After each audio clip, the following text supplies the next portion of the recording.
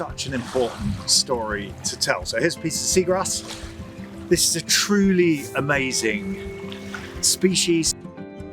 It only covers 0.2% of the ocean floor, and yet 10% of all the ocean's carbon goes into seagrass. 1 hectare of seagrass can support 80,000 fish and 100 million invertebrates, small marine invertebrates. It's incredibly important stuff. We've lost 90% of it since the 1930s. So we're really lucky in the UK. We've got some very healthy seagrass beds. And what's happening here in Falmouth is really significant because the whole community is working together to try and protect and restore such an important ecosystem.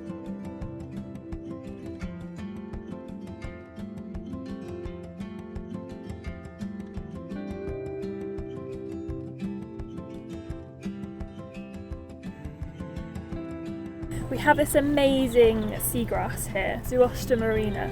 It provides a habitat for a variety of different marine species. So we've had seahorses, we've got catfish, cuttlefish. Love you to explain to me, is the carbon sequestering element. So as it's growing, it stores that carbon within its root systems, within its rhizomes, taking that carbon from the atmosphere, providing us with oxygen. Something else it's able to absorb is that water quality within the marine environment. So it improves our water quality here within Falmouth. So it's such an important ecosystem. I think we've established that. But what's happening here in Falmouth to protect it? It's getting local people out to see the seagrass firsthand. You can't protect an environment if you can't see it. Working with restoration projects as well, so quite a lot of our seed collection is done within Falmouth because our beds are so healthy here. Oh, I see. So you collect the seeds and then reseed other areas? We have 5 areas where it focuses on, so Isles of Scilly, Falmouth and Helford, Plymouth, the Solent and Sussex.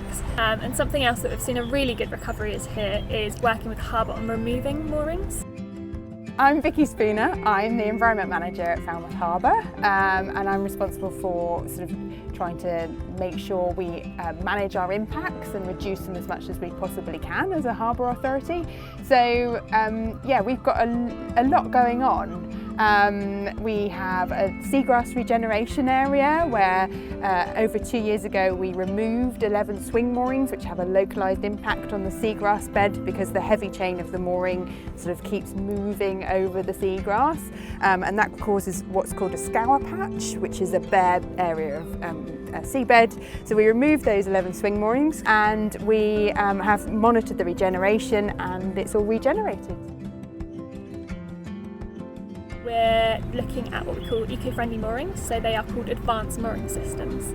So we've been trialling a couple here, and that basically alleviates the pressure off the seagrass bed. So we've still got our traditional kind of mooring block at the bottom, but instead of creating that scour patch like traditional chain does with a swing mooring, it alleviates that by having some additional floats that reduce that pressure.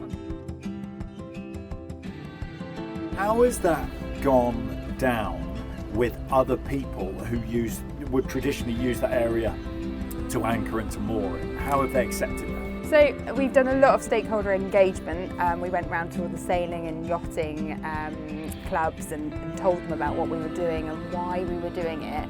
And you know, the response has been amazing, really. Now we get people ringing us from Flushing Beach saying, "Did you know there's somebody in your voluntary no anchor zone?"